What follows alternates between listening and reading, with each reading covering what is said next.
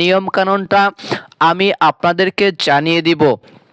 তাহলে প্রিয়দিনী ভাই ও বোনেরা, শবে বরাত সম্পর্কিত যত আলোচনা, যাহা কিছু প্রশ্ন মনের ভিতরে থাকুক না কেন, আমি চেষ্টা করব ইনশাআল্লাহ আপনাদেরকে জানিয়ে দেব ইনশাআল্লাহ। নবীজি সাল্লাল্লাহু আলাইহি সাল্লাম তার একজন স্ত্রী হযরত সালমা রাদিয়াল্লাহু তাআলা আনহু থেকে বর্ণিত, নবীজি সাল্লাল্লাহু আলাইহি সাল্লাম শাবান মাস পেলেই এত পরিমাণ ইবাদত করতেন। এই শবে বরাতের মাসে তিনি প্রচুর রোজা রাখতেন এবং প্রচুর নফল নামাজ আদায় করতেন, বেশি বেশি করে নফল ইবাদতকে বাড়িয়ে দিতেন। কেননা নবীজি সাল্লাল্লাহু আলাইহি সাল্লাম এই শাবান মাসটাকে কোনো হাদিসের ভিতরে এসেছে যে এই শাবান মাস হচ্ছে নবীজির মাস, আর রমজান মাস হচ্ছে আল্লাহ তাআলার মাস। তবে এটা অতটাও গ্রহণযোগ্য নয়। তবে যদিও নবীজি সাল্লাল্লাহু আলাইহি সাল্লাম রমজানের পরে সব থেকে বেশি রোজা রেখেছেন এই শাবান মাস, আর এই শাবান মাসে পালিত হবে শবে বরাত। এর পরেই, এই শবে বরাতের পরেই রমজান চলে আসবে। শবে বরাতের আনুমানিক 15 থেকে 16 দিন পরেই রমজান পালিত হবে ইনশাআল্লাহ। তাহলে প্রিয়দিনী ভাই ও বোনেরা, এই শবে বরাতের রাত এমন একটা রাত, এই রাতে আল্লাহ পাক রব্বুল আলামিন প্রথম আসমানে চলে আসেন এবং বান্দাদেরকে ডাকতে থাকেন, তোমাদের কার চাকরির প্রয়োজন আমার কাছে চাও, তোমাদের কাদের রিজিকের প্রয়োজন আমার কাছে চাও, তোমরা যাহারা অনেক ঋণগ্রস্ত হয়ে আছো আমার কাছে ঋণ থেকে মুক্তি চাও, আমি তোমাদের ঋণ থেকে মুক্তি দান করব। তোমাদের যাদের সন্তান দরকার আমার কাছে চাও, আমি তোমাদেরকে নেককার সলিহিন উত্তম সন্তান দান করব। এইভাবে করে এই শবে বরাতের যে রাত্রটা, শাবান মাসের একদম মধ্য রজনী 14 তারিখ দিন গিয়ে যে 15 তারিখে যে রাত্রটা আসে, এই রাতেই আল্লাহ পাক রব্বুল আলামিন মাগরিবের পরেই প্রথম আসমানে চলে আসেন। এটা হাদিসের ভিতরে পাওয়া যায়। যদিও এই রাতে আপনি ইবাদত করবেন, আল্লাহ তাআলার কাছে চাইবেন, এটাতে কোনো পাপ হবে না। তবে আপনি যদি মনে করেন যেটা হ্যাঁ আমার করতেই হবে বা ফরজ মনে হয়, না এটা ফরজ না, এটা নফল ইবাদত করলে অনেক সওয়াব। এই রাতে যদি আল্লাহ তাআলার কাছে দোয়া করেন, আল্লাহ তাআলা কবুল করে নেবেন। প্রিয়দিনী ভাই ও বোনেরা, হাদিসের ভিতরে আরও পাওয়া যায় যে 5টি রাত এমন আছে, এই 5টি রাতে আল্লাহ তাআলার কাছে দোয়া করলে আল্লাহ তাআলা কখনো ফিরিয়ে দেন না। এর ভিতরে 1 নাম্বার রাত্র হলো শুক্রবার দিবাগত, মানে বৃহস্পতিবার দিবাগত রাতে, মানে জুমার রাত যেটাকে বলা হয়। বৃহস্পতিবার দিন গিয়ে যে রাত্রটা আসে এটাকে বলা হয় জুমার রাত্র। এই জুমার রাতে যদি আল্লাহ তাআলার কাছে বান্দারা ক্ষমা চায়, মাফ চায়, দোয়া করে, তাহলে বান্দার দোয়াকে আল্লাহ তাআলা কবুল করেন, সুবহানাল্লাহ। এমনকি আরেকটি রাত্র হলো রজব মাসের প্রথম রাত্র। যখন রজব মাস শুরু হয়, আরবি দিন রাত্র অনুযায়ী রজব মাসের প্রথম রাত্র, এই রাতেও আল্লাহ তাআলা বান্দার দোয়াকে কবুল করেন, সুবহানাল্লাহ। আর একটা রাত্র হলো এই যে শাবান মাস একদম মধ্য রজনী 14 তারিখ দিন গিয়ে 15 তারিখের রাত্রটা যখনই আসে, এই রাতে আল্লাহ তাআলা প্রথম আসমানে চলে আসেন। এমনকি এই রাতে যদি আল্লাহ তাআলার কাছে দোয়া করা হয়, আল্লাহ তাআলা কবুল করেন। যে কোনো বিষয়ের উপরে, যে কোনো উদ্দেশ্য নিয়ে, যে কোনো মনের আশা বাসনা, সকল উদ্দেশ্য, সকল দোয়াকে আল্লাহ তাআলা কবুল করেন, সুবহানাল্লাহ। এবং কি এটাকেই বলা হয় শবে বরাত, ভাগ্য রজনী। তারপরে আর 2টি রাত্র থাকে, সেটা হলো ঈদ উল ফিতর আর একটা হলো ঈদ উল আজহা, মানে একটা হলো ঈদের রাত্র আর একটা হলো কোরবানির রাত্র। এই মোট 5টি রাতে যদি আল্লাহ তাআলার কাছে বান্দারা দোয়া করে, তাহলে তার দোয়াকে আল্লাহ তাআলা কবুল করেন, সুবহানাল্লাহ। তাহলে প্রিয়দিনী ভাই ও বোনেরা, এই শবে বরাতের মাসে আপনি চাইলে কোন কোন দিনে রোজা রাখতে পারেন, নবীজি সাল্লাল্লাহু আলাইহি সাল্লাম কোন কোন দিনে রোজা রাখতেন সেটাও আমি বলে দিচ্ছি। তবে আপনি চাইলে যত নফল রোজা, আপনি নবীজি সাল্লাল্লাহু আলাইহি সাল্লাম প্রতি সপ্তাহে 2টা রাখতেন, একটা হলো সোমবার আর একটা হলো বৃহস্পতিবার। নবীজি সাল্লাল্লাহু আলাইহি সাল্লামকে সাহাবীরা প্রশ্ন করলেন, ইয়া রাসূলুল্লাহ, ইয়া হাবিবাল্লাহ, আপনি কেন প্রতি সপ্তাহে 2টা রোজা রাখেন? তখন নবীজি উত্তরে বললেন যে আমি চাই আমার আমল নামাগুলো যেহেতু এই সোম এবং বৃহস্পতিবার প্রত্যেক বান্দার আমল নামাকে আল্লাহ তাআলার সামনে উপস্থাপন করা হয়, তাই আমি চাই আমি রোজা অবস্থা থাকলে আল্লাহ তাআলা যেন আমাকে মাফ করে দেন। সুবহানাল্লাহ। নবীজি সাল্লাল্লাহু আলাইহি সাল্লাম মাফ পাওয়ার আশায় তিনি আল্লাহ তাআলাকে রাজি খুশি করার উদ্দেশ্যে রোজা রাখতেন। কেননা নবীজি সাল্লাল্লাহু আলাইহি সাল্লাম ছিলেন নিষ্পাপ, তারপরে তিনি দোয়া করতেন, ইস্তিগফার পাঠ করতেন। তাহলে আপনি চাইলে প্রতি সপ্তাহে 2টা রোজা রাখতে পারেন, সোমবার আর বৃহস্পতিবার। এই 2টি রোজা নবীজি সাল্লাল্লাহু আলাইহি সাল্লাম প্রতি মাসেই রাখতেন, প্রতি সপ্তাহে রাখতেন এবং শাবান মাসেও তিনি রাখতেন। তারপরে আরেকটা রোজা হলো আইয়ামে বীজের রোজা বলা হয় এটাকে। এটা আপনি প্রতি আরবি মাসের 13, 14, 15, আবারও বলে দিচ্ছি 13, 14, 15 এই 3টি রোজা রাখবেন। এটা নবীজি সাল্লাল্লাহু আলাইহি সাল্লাম রাখতেন, এই শাবান মাসেও রেখেছেন, তাই চাইলে আপনিও এই রোজাটা রাখতে পারেন। তাহলে প্রিয়দিনী ভাই ও বোনেরা, এই শাবান মাস আপনাকে আমল করতে হবে। নবীজি সাল্লাল্লাহু আলাইহি সাল্লাম অন্য একটি হাদিসে পাওয়া যায়, যে ব্যক্তি কি করলো, মানে রজব মাসে বীজ রোপণ করলো না, আর এই শাবান মাসে তিনি ওই বীজ রোপণ করলো কিন্তু সাফ করলো না, ঘাস আগাছা পরিষ্কার করলো না, সে যেন রমজান মাসে ওই সফল বাসা এই যে ফসল ঘরে বা বাসায়ও নিতে পারবে না। তাহলে আপনি রমজানের প্রস্তুতি এই শাবান মাসে গ্রহণ করতে হবে আমাদেরকে।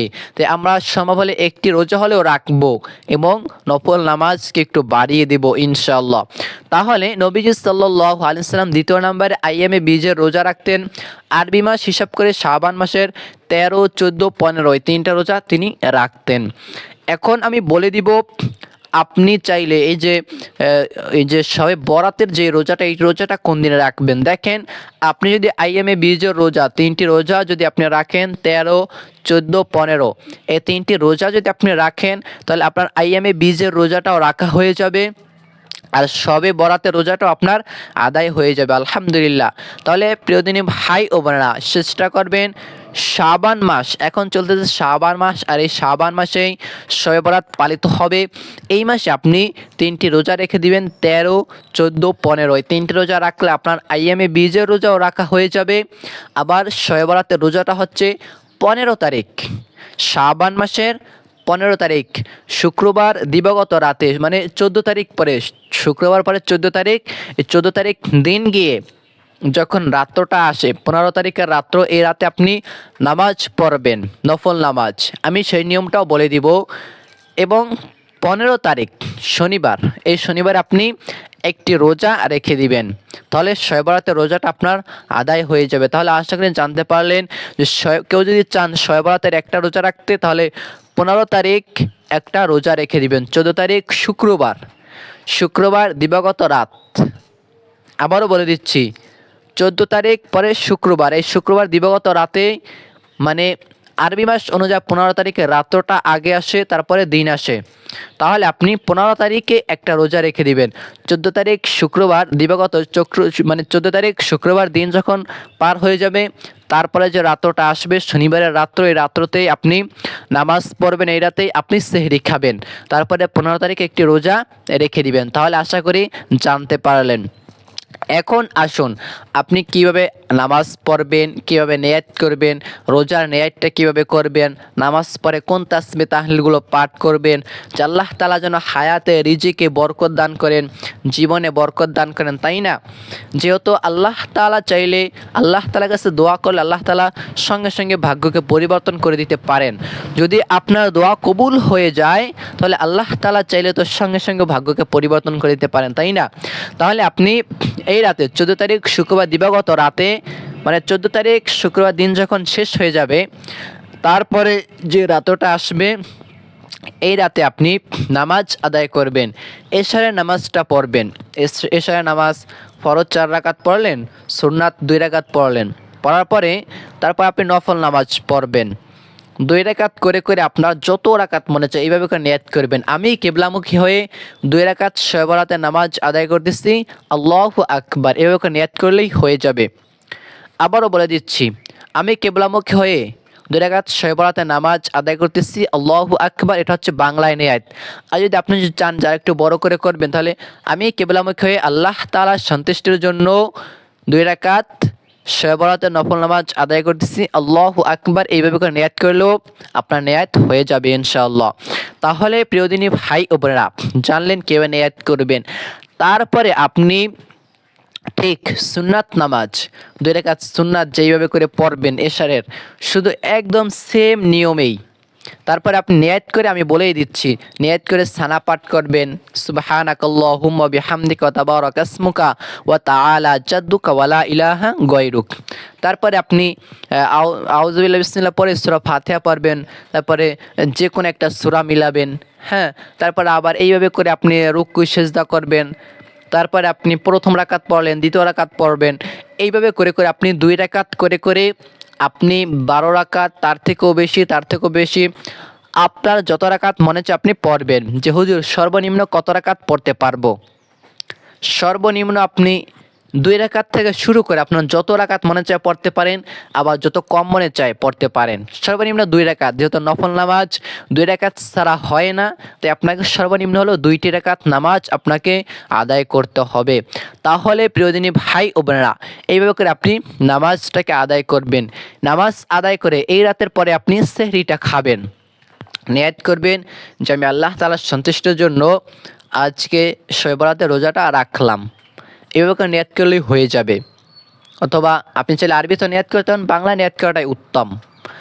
আপনি নিয়াত করবেন সেহরি খেয়ে যে আল্লাহ তোমার সন্তুষ্টির জন্য আজকে আমি শবে বরাতের নফল রোজাটা রাখলাম, এভাবে করে নিয়াত করলেও হয়ে যাবে। 14 তারিখ শুক্রবার দিবাগত রাত, 14 তারিখ শুক্রবার দিনটা যখন শেষ হয়ে যাবে, তারপরে যে রাত্র আসবে, এই রাতেই আল্লাহ তাআলা প্রথম আসমানে চলে আসে। এই রাতে আপনি বেশি বেশি করে নামাজ আদায় করবেন। এই রাতে সেহরি খাবেন, আল্লাহ তাআলার সন্তুষ্টির জন্য আপনি রোজা রাখবেন। তাহলে আশা করি জানতে পারলেন। এবং এখন একটু পিছিয়ে চলে আসি, সেটা হলো নামাজ আদায় করবেন আপনি। এশারের নামাজটা ফরজ 4 রাকাত পড়লেন, সুন্নাত 2 রাকাত পড়লেন, তারপর আপনার 2 রাকাত করে করে 12 রাকাত, 6 রাকাত, 8 রাকাত, যত রাকাত মনে চায় পড়লেন। পড়ার পরে আপনি একটা কাজ করবেন, যে এই নামাজটা আপনি পড়ার পরে আপনি তারপরে সর্বশেষে মানে এশারের ফরজ 4 রাকাত পড়লেন, সুন্নাত 2 রাকাত পড়লেন, ঠিক নাই গেল। তারপরে আপনি এই নফল নামাজ পড়বেন 2 রাকাত, 4 রাকাত, 6 রাকাত, 8 রাকাত, 12 রাকাত পড়ার পরে আপনি তারপরে বেতের নামাজটা সর্বশেষে পড়বেন। এটা উত্তম, এটা হচ্ছে উত্তম, ভালো।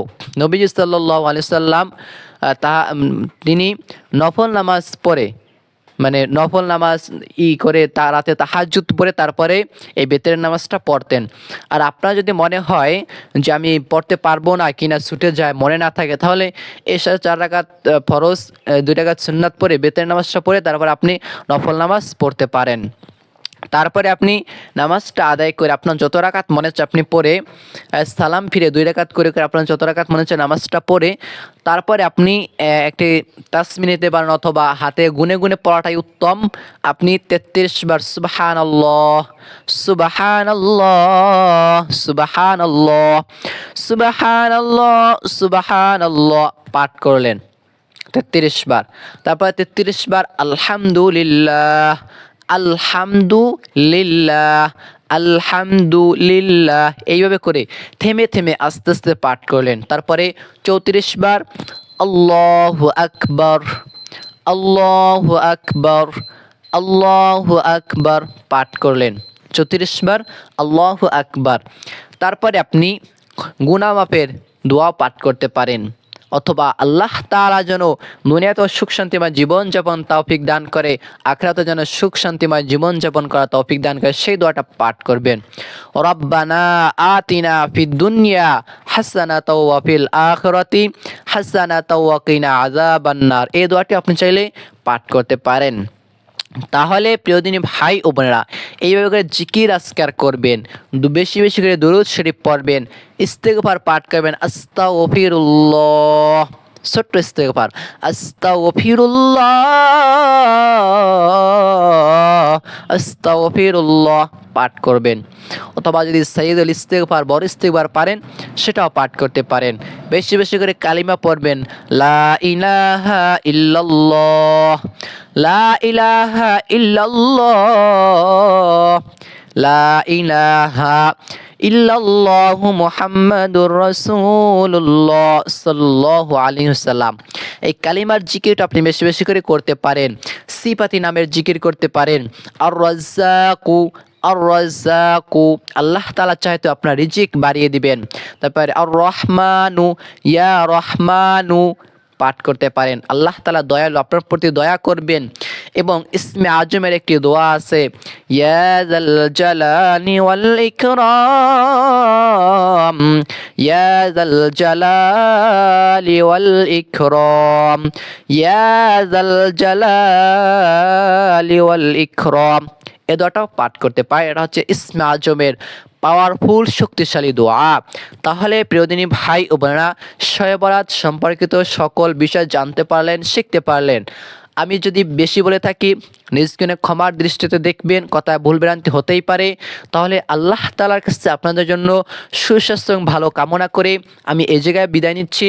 আসসালামু আলাইকুম ওয়া রাহমাতুল্লাহ।